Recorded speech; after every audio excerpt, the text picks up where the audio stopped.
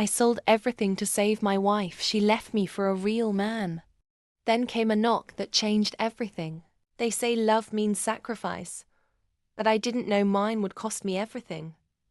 My savings, my home, my children, even my dignity. Until one knock flipped the script and gave me the ultimate revenge. When my wife was diagnosed with cancer, I didn't blink. I drained my savings, sold my car, pawned my grandfather's watch, even begged friends for loans.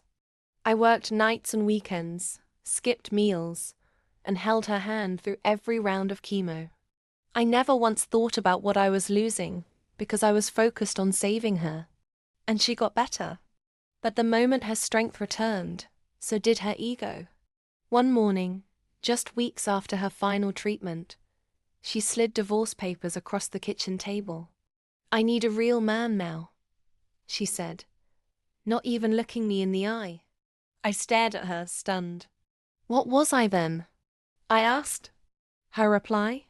"A stepping stone." She took half of what was left, what little scraps remained after I'd burned through my life to keep her breathing. And she took full custody of our 2 kids, claiming I was emotionally unstable. I didn't even fight it. I was too broken. That night, I checked into a cheap motel. Alone. Numb.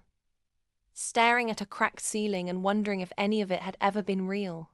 Then a knock at the door. I opened it, expecting the manager.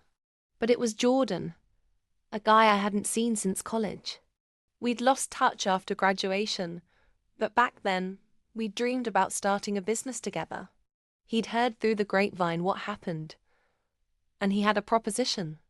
"I just closed a deal for a new AI platform," he said. "You still code like you used to?" I blinked, almost forgetting the man I used to be. That night, I said yes.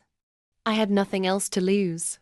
Fast forward 3 years, I'm now CTO of one of the fastest growing tech startups in Silicon Valley.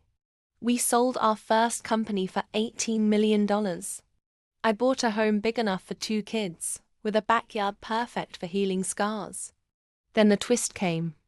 My ex-wife showed up at my office unannounced. She looked tired. Her real man had drained her accounts and disappeared. She'd lost her house.